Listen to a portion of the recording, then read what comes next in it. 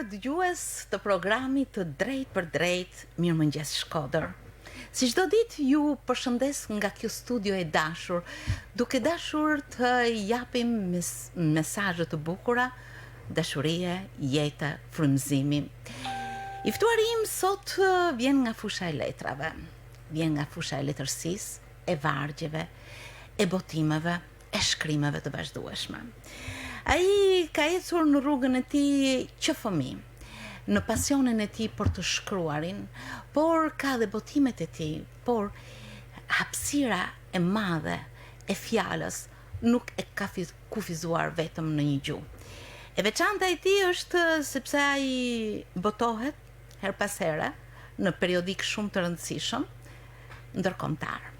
Pas pak do të hasim rrugën e tij hap pas hapi dhe emocionet që të fal të shkruarit. Me mua sot në studio është shkrimtari David Boseta. Mirëmëngjes David, mirë se keni ardhur. Mirëmëngjes, mirë se u gjeta. Ju falenderoj për ftesën. Vi gjithmonë me kënaqësi në raste të tilla. Në fakt gjithmonë ndaj mendimin se shkrimtari, poeti duhet të jetë gjithmonë mes njerëzve. Duhet që fjala e tij të frymëzojë, ashtu siç frymëzon në të vërtetë, por në radio është shumë e rëndësishme që të transmetojmë përsëri këto ndjesi të bukura që lidhen me vargun, por edhe me ato ndjesi që bëjnë që të shkruhet ky varg dhe me ato ndjesi që bëjnë që ky varg të jetojë edhe pas të shkruarit, pra pasi është botuar. Si ndodh me ndjesitë tuaja poetike? Ndjesitë poetike. Po e nis nga shtëpia ku jena, nga radio. Radio metet gjithmonë magjia e përcjelljes të zanit, përcjelljes mesazhit, përcjelljes të bukurës, si të intervistat, si të muzika, si të çdo formë e artit, masi fillesat e saj janë edhe fillesat tona. Pra radio është aq e vjetër ta quajmë në profesion sa çdo gjë nis me tingujt e radios. Prandaj është kënaqësi dhe detyrim të jem në radio sepse më lidh me fëminin, më lidh me të kalumen, më lidh me gjithçka të bukur ku ne u frymëzuam shumë nga radio. Ndërsa tani unë mendoj që të drejtohem disa vargjeve tuaja, të cilat besoj janë një mesazh në frymëzimin e kësaj dite. 24 orë ma shumë. Nadje, sa hap syt mendo. Mendon se sot është një ditë e re. Mendon se sot je një ditë më e madh. E din më shumë se dje. Mendon se je një ditë më e pasur. Për ata që pasuninë e vlerësojnë me portofol, kjo nuk vlen. Mendon se Zoti ka dhuru edhe 24 orë bekim. 24 orë jetë, 24 orë dashni. Shijoje me energji pozitive, ndaje me shok, miq e familje, se energjia nuk ndahet e ndriçon më shumë kur je me të tjerë, e zemra rreh më amël. Ai sa rrajet e saj mundesh me i ni veç kryti i personit që mbështetet në gjoksin tan, e kur në përqafim ke njërin që don. Meno, aja vlen me falenderu Zotin që edhe 24 orë ma tepër të ban me një mret? Meno pozitivisht se dritën e shpirtit tan e mes veç energjia jote. Unë mendoj se vetëm këto vargje dhe ndjesia që t'japin mund të frymëzoj për ditën. Madje shumë këngë që na ndjek në këto momente, pse jo, mund të bëhen një leitmotiv për ditën. Në fakt, kjo është edhe mrënia e kësaj poezijet, një mesazh, sepse nëpërmjet vargjeve tona mundona shpeshherë me dhanë mesazhe. E kur mesazhi është pozitiv, besoj që vlen Dhe më shumë. David, unë gjithmonë i shoh shkrimtarët, poetët si një mister, sikur brenda vetes ngërthejnë shumë ide, shumë mendime, fantazi, por që patjetër që mbështeten në realitet. Dhe atë procesin e krijimit që derdhet pastaj në vargje, në rjeshta, përsëri një proces magjik. Si do tek ti? Në fakt, mendoj, nuk e di si ndodh me tjerët, po me mu personalisht vjen krejt natyrshëm. Pra, unë nuk jam modeli ose tipi i shkrimtarit që i them vetit në këtë moment po ulem me shkru, nuk kam një orar caktum, nuk kam një studio të caktuar, apo një blok shënimesh apo një monitor përballë ku unë të ulem dhe të shkruaj diçka. Absolutisht.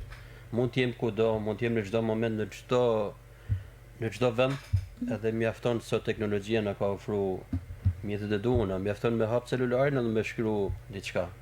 Edhe ajo që shkruaj është bërthama asaj që del spontanisht. Është një frymëzim që Gjithçka është në moment. derdhet në moment. Absolutisht. Më pas i kthehesh këtyre vargjeve apo i lën të paprekura ashtu siç të erdhën në mendje menjëherë? Mundohem me i lanë ashtu. Edhe kam pa që shpeshherë ideja e parë është ajo më e bukur. Në rast se ne i rikthejna, mundona me i dhanë pak lustër, mundona me i latu pak ato cepat, më duket sikur gati edhe e vrasim atë që kena kriju. E humbin magjin. Humim realisht atë që kena dashur me shpreh. Prandaj unë e krijoj, e hell çast, edhe kam një moment që edhe e shpërndaj në rrjetet sociale, pra ajo mbetet ashtu. Në fakt ai blok i hershëm, po tani edhe teknologjia numëron shumë krijime tuaja. Gjithçka nis nga mosha 14-15 vjeçare. Si u takut ju me poezin? Ishte takim e quaj vetin me fat, sepse në ato vite unë kam lexu shkrimtar të mirë fillt, edhe edukimi i hershëm me një letërsi të mirë, ndoshta ishte ushqimi i duhur. Të paktën për atë që nesër masi do me guxu me shkru. Unë kur kapa librat e parë të poetëve tonë ose shkrimtarëve tonë të mëdhenj, nuk e disha që një ditë do të jem poet apo shkrimtar. Por njësia që merrja, energjia që merrja nga ato libra më mërthyn aq fort, edhe gati ato e parashkruan fatin tim.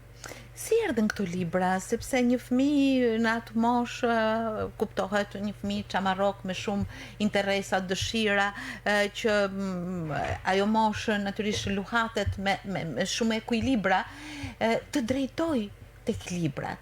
Kush ndikoi pikërisht në këtë edukim të leximit? Është vetë magjia e librit.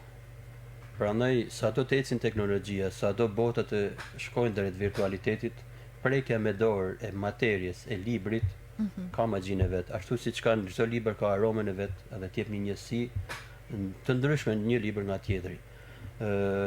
Siç e thash, është fat që shkrimtarët shqiptar janë të mrekullueshëm, edhe kena pse marrin prej tyne. Ky ishte, nuk e di, domethënë kjo ishte spunta e parë. Po të lexosh Migjenit, të lexosh Mjedën, të lexosh Fishtën, edhe të mos nikohesh dhe thotë që nuk e di, po për një shkrimtar ato janë paca kurrizore. Erdhi krijimi yt i parë në një fletore, në një anë libri, në një moment ku ti shkrove ca vargje, i besove vet, ja tregove dikuj, apo e zhubravit edhe një herë letrën e Elen në një qoshe.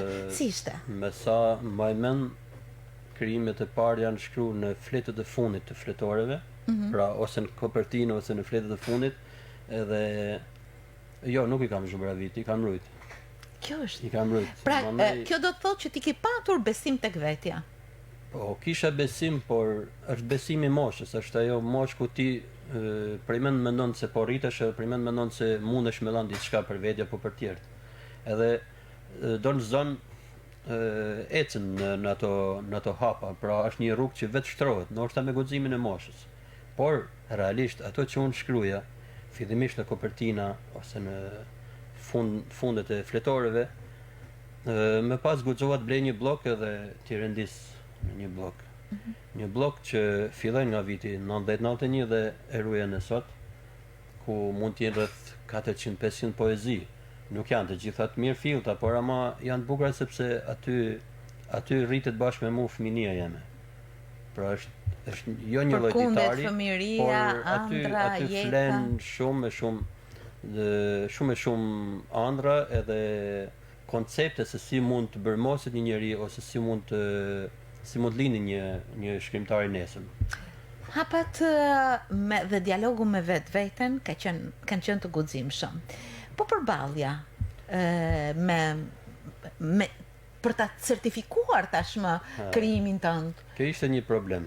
Ishte një problem që besoj ne meshkujt e kena, domethënë çdo djalë, çdo adoleshent ka brenda vetes dy persona. Është ideali që mund të jetë shumë i ndjeshëm, po është edhe ideali që në rrugën, në shoqërinë, në jetën e përditshme është tipi, përdor një fjalë ruse, Çapajev, tipi i shkathët, ose tipi që don me bë sikur u rrit ose don me bë sikur mund me bë gjithçka. Po në mbrëmjen e tij çdo njeri ka botën e vet. Në ato vite realisht unë nuk guxova t'i thoja kujt që unë shkruaj. Nuk guxova t'i thoja dikujt që lexoje pak të poezi si duket. Sepse nuk ishin primarja jeme, ishin diçka e pandashme jeme, po jo kryesorja e jetës. Por ama flente diku në një sirtar. Edhe u deshën vite që ato të mlidhen, u deshën vite që të bëhen një libër. Prandaj jam kot libri i parë përmend shumë nga ato krijime. Nuk e di sa janë cilësore, ndoshta nuk janë poezitë më të mira, por për mua kanë vlerë sepse aty është fillesa gjithçka, është gjeneza ime. E ke titulluar Ti je dashuria, që do të thotë është dashuria një ndjenjë që jo vetëm të rrethon, por është edhe e prekshme. I e drejtuar me ti sikur të ishte një objekt, jo thjesht një ndjenjë.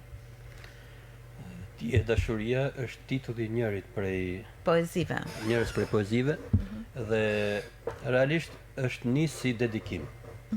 Pra, unë në këtë mosh, ajo nuk është nga poezitë e hershme, është poezitë e viteve të fundit, Më vonshme. që unë mund të them që është dedikim për bashkëshorten teme. Edhe realisht E përshëndesim. është e përshëndesim. Muzen tënde, frymëzimin tënd. Sigurisht që po. Por ama e vuna si titull sepse Ti je dashuria mund të jetë kushdo, mund të jetë çdo lexues. Edhe nuk kishte tendenca për të bërë një titull skup. Ishte një titull i thjesht ku përmban edhe botën teme. Secili mund të gjejë veten. Sepse un kam dash të jem poeti i dashnisë. Edhe duhet të metem te ajo që për mua është energjia më pozitive e botës. Më bën përshtypje kjo ecje e juaja, ky dialog i brendshëm me vetveten, poezinë, krijimin, ai blok që formzohej në poezi të panumërta dhe ai shpërthim në një ditë. Në një ditë kur ju ftuan, u gjende mes shkrimtarësh, dhe kjo të dha një pasaportë të veçantë. Po, kishte vite që nëpërmjet rrjeteve sociale hidhja dhe unë shkësher krijimet e mia, shikoja dhe feedbackun, shikoja dhe sa pëlqehen edhe sa interes ka njerëzit për diçka të tillë, ose sa e pranueshme i duket. Realisht kam pritë edhe kritiken edhe kam dash që t'jem edhe pjesë e kritikës, pavarësisht se në poezi ai që kritikon duhet jetë një njohës i mirëfillt, prandëryshe nuk ka pse të guxoj të kritikoj poetin, por jam në mirë kur kam marr vlerësime ose kur kam marr atë feedback si quhet pozitiv. Edhe kjo më ka dhënë më tepër forcë. Mandaj, sigurisht që rrjetet sociale bajnë punën e vet, edhe emrat fillojnë e identifikohen, fillon edhe don bashkë i preferumi i shikuesit ose i lexuesit, i njekësit në rrjetet virtuale. Ndoshta kjo më çoi tek një shkallë tjetër ku u ktheva prapë me kam tokë te realja, te ajo që realisht mua më duhej. Ishte një takim i rastishëm. Një mik e poetit më kishte ftuar në një promovim librit, edhe unë mora pjesë me kënaqësi.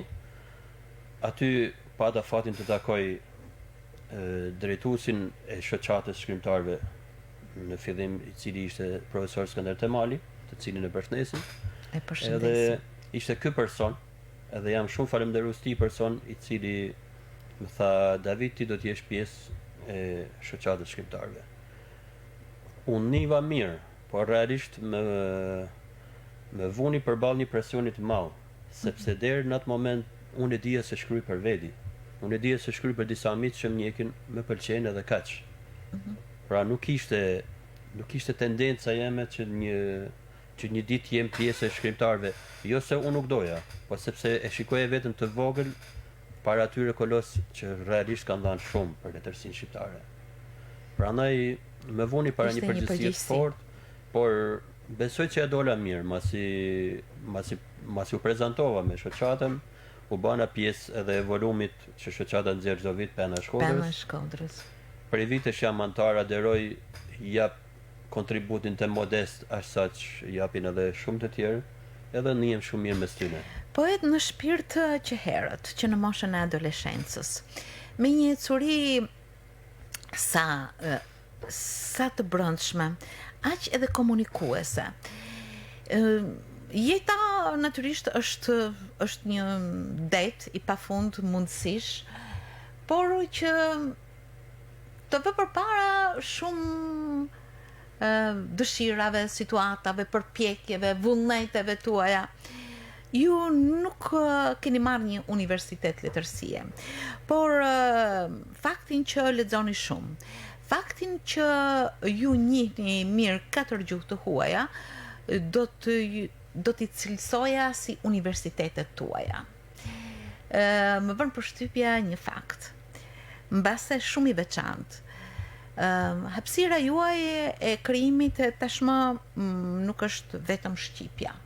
Duke qenë njohës i gjuhëve të huaja, kryesisht latine, ju keni guxuar. Jeni tashmë pjesë e një periodiku tepër prestigjos siç është Azahar, dhe keni një kontratë. Mund të më thoni si u takuat ose ku i gjetët pikat e takimit, si u lidhet me këtë botim prestigjos letrar dhe kulturor? Çdo gjë vjen vetvetiu, edhe te unë çdo gjë ja kam lënë kohës, ja kam lënë rastësisë. Sigurisht ndihem mirë për atë që kam arrit, por nuk është se unë kam investu, kam hulumtu apo kam kërku të lidhem, sepse nuk do guxoja të lidhem me një shtëpi ashtë të madhe. Unë e quaj shtëpia e librit si Azahar, për faktin sepse realisht nuk e kam aq guxim, por erdhi vetvetiut.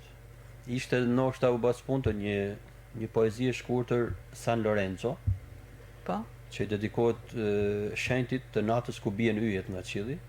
San Lorenzo u shkru në spanjisht, u konceptu në spanjisht, u përkthy në italisht, u përkthy në anglisht, mandej në rusisht. Sepse ju e shkrut e menduat në spanjisht, do të thotë që e njihni mirë këtë gjuhë, dhe e dërguat diku apo Jo, thjesht e postova në murin tim në Facebookun tim, askund tjetër. Interesante. Mandej duke pa pëlqime, duke pa atë interesin e lexuesit, e çuditshme ishte se San Lorenzo tingëllohet e bukur si në shqip, apo ashtu edhe në gjuhët e huaja. Masi u kërkuat për kthej në disa gjuhë, ishte një kontakt me email, ku dikush më kontaktoi dhe më thotë që a ke dëshirë të marrësh pjesë në një konkurs ndërkombëtar? Po. I thash mund të marr pjesë me këtë krim apo me diçka tjetër. Në kohën që më shkruante personi, më çonte emaile, unë krijova diçka tjetër në spanjisht.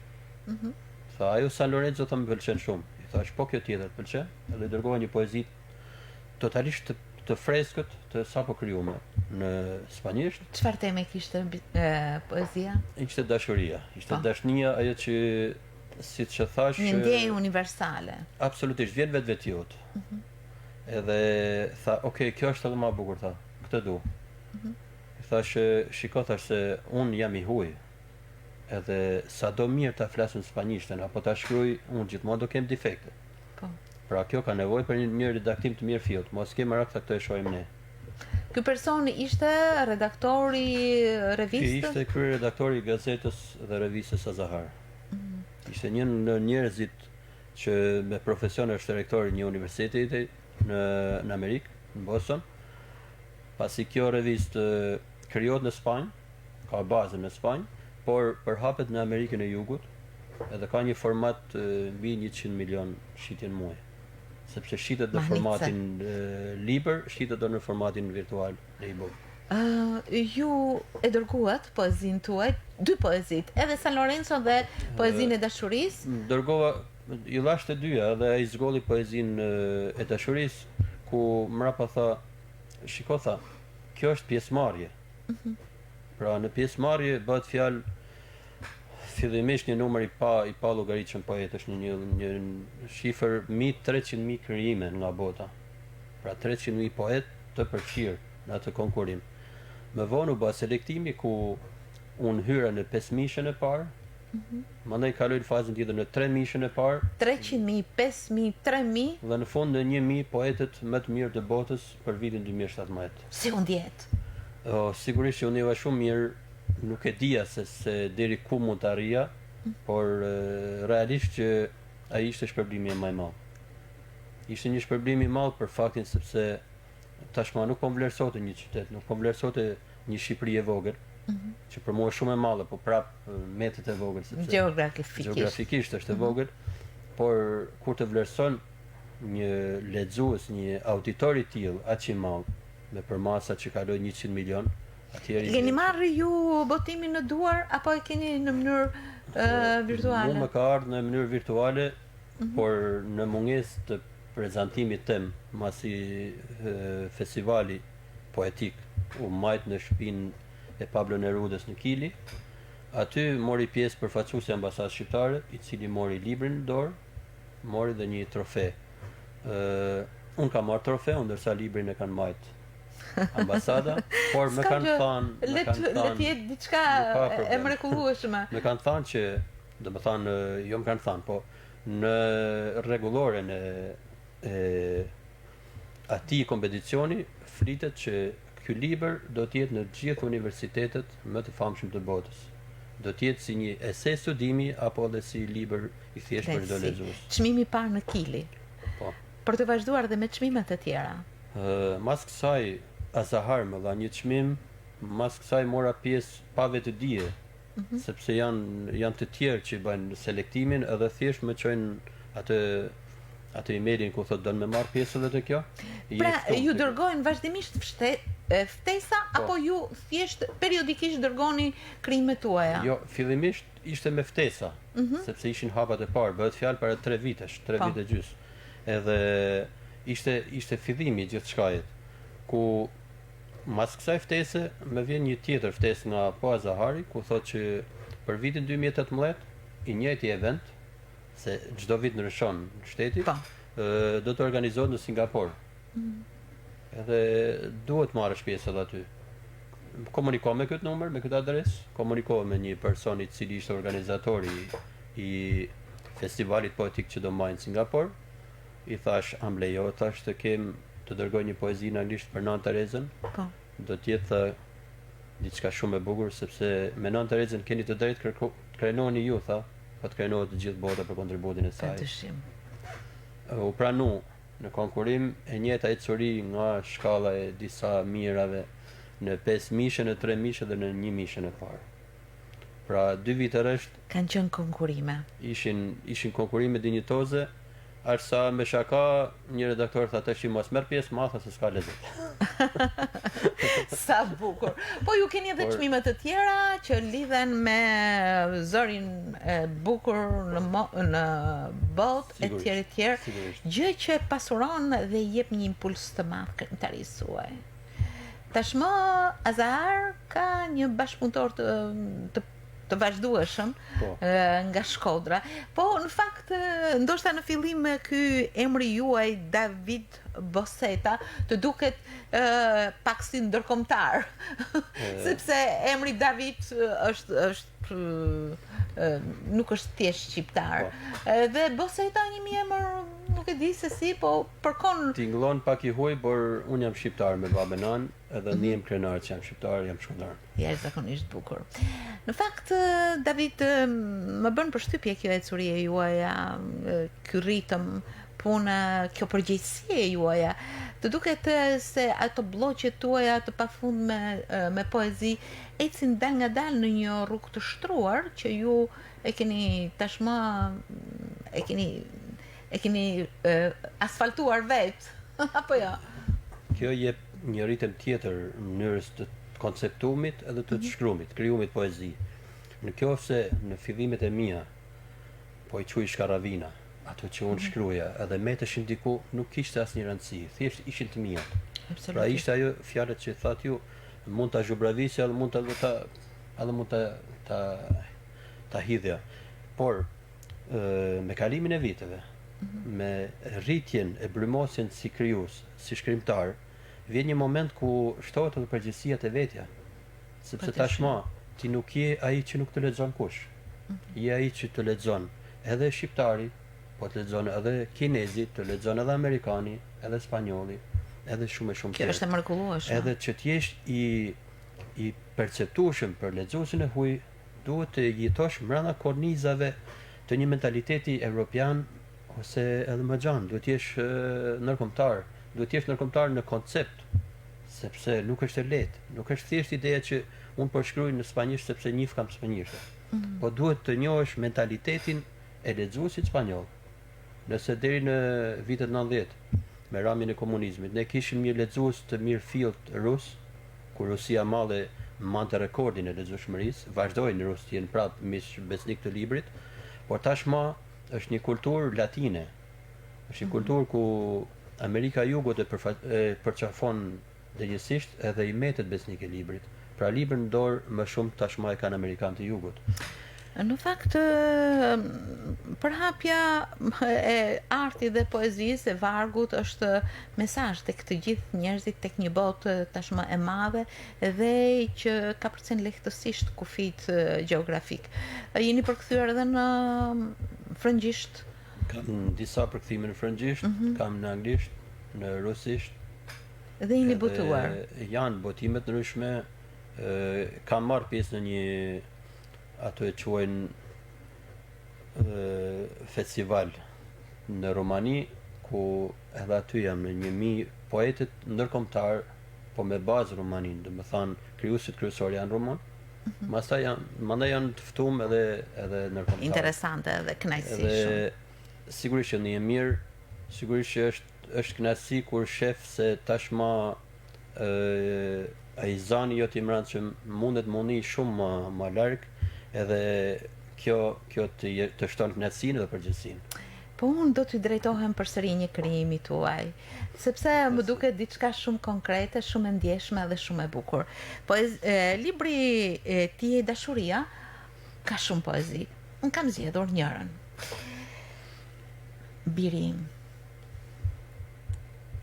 Birim në jetë ka ëndra që radhë jetohen realisht. Në jetë ka dashuri, ka dhe vuajtje, natyrisht. Në jetë shumë njerëz do kesh pranë, por miqt e mirë shumë të pakët janë.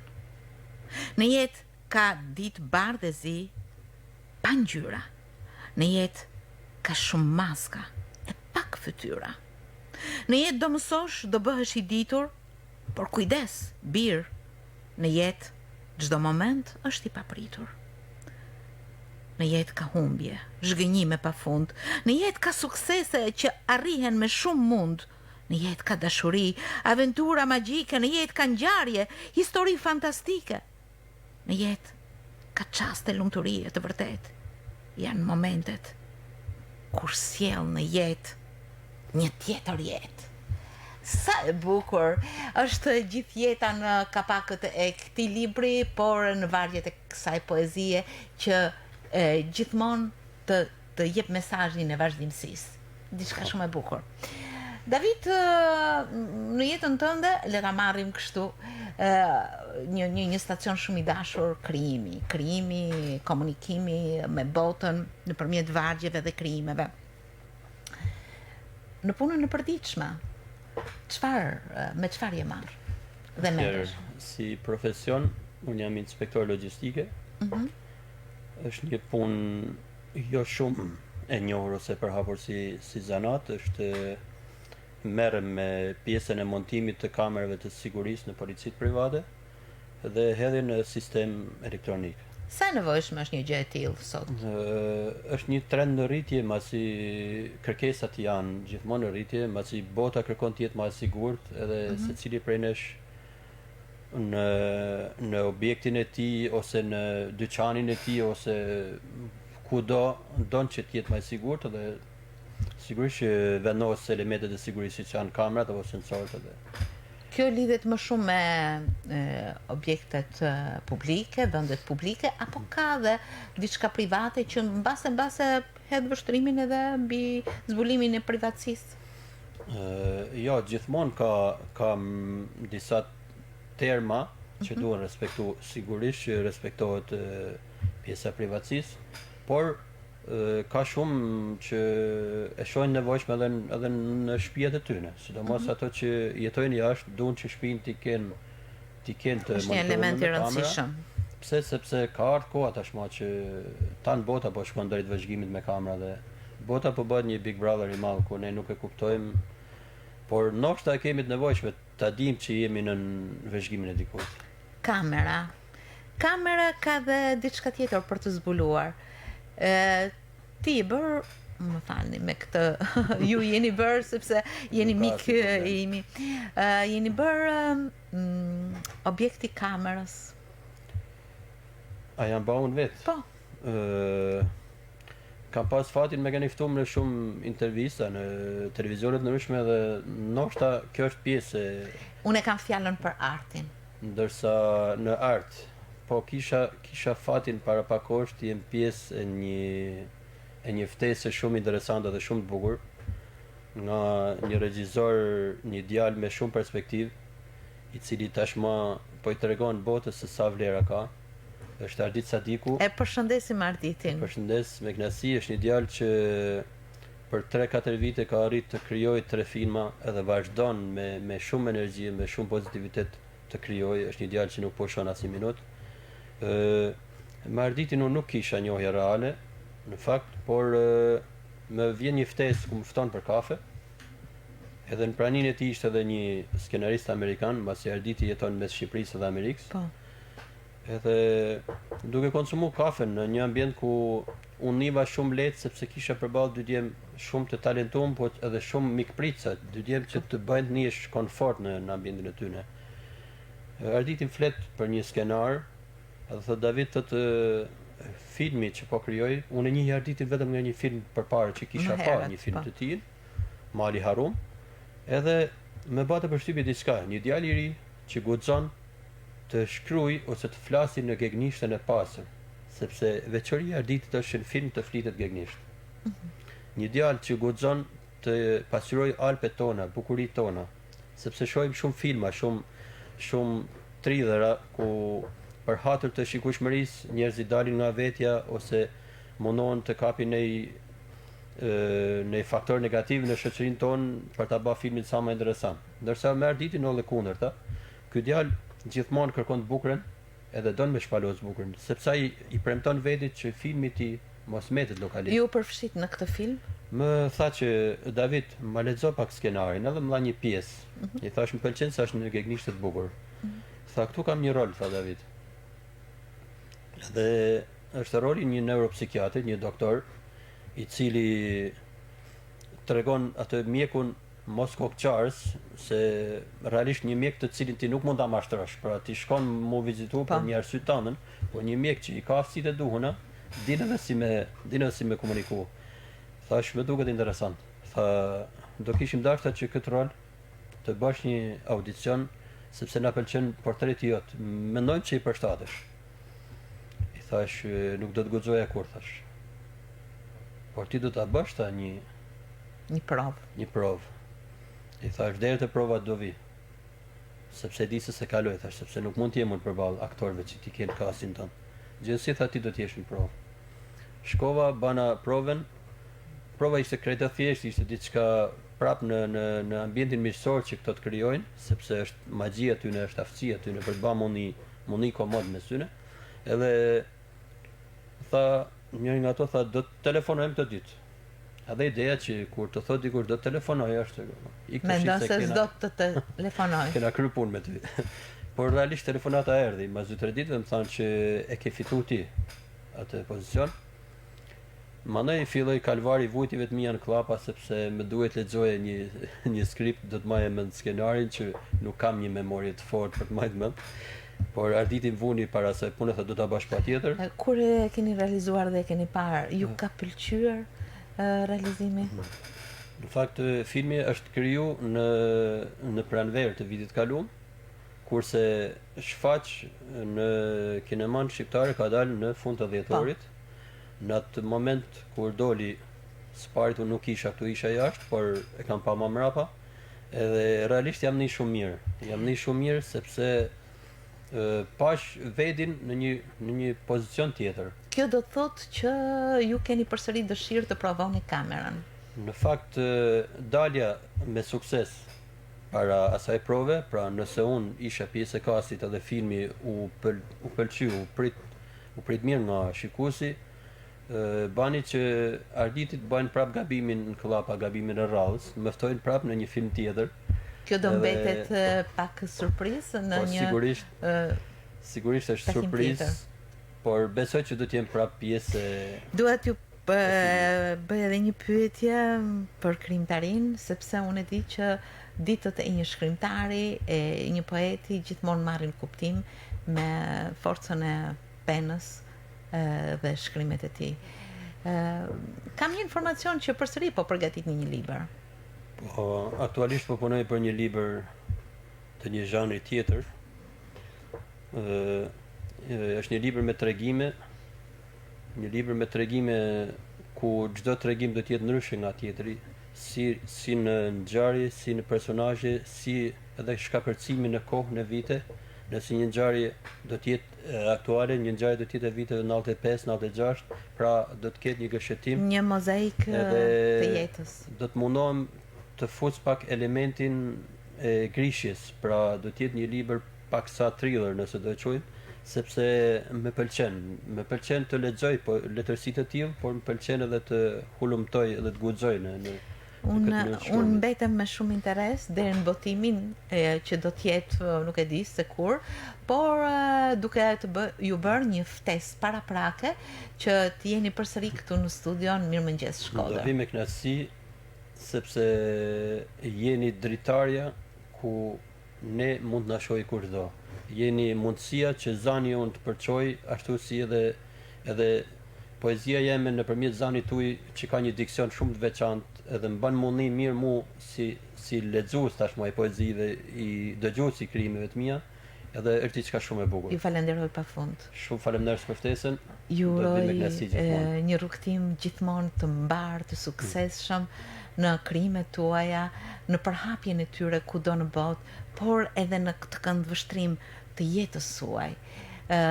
Përshëndetje nga ana ime dhe familjes suaj, e cila siç duket është muza, mbështetja juaj, baza nga kuniseni, dhe ju uroj të gjithëve mbarësi. Du t'i falenderoj edhe unë familjarët e mi, bashortën Mirelen, djalin Pierën dhe vajzën Laura, masi realisht janë mbështetja, një dashuri e madhe. Dhe janë frymëzimi më i madh. Edhe do i thoja çdo miku tem, çdo krijuesi, çdo shkrimtari, nëse në bazën e tyre kanë familjen, të jenë të sigurt se çdo krijim i tyre ka me dalë i bukur. Një mesazh i bukur për ditën kë. Ju falenderit shumë. Falenderit.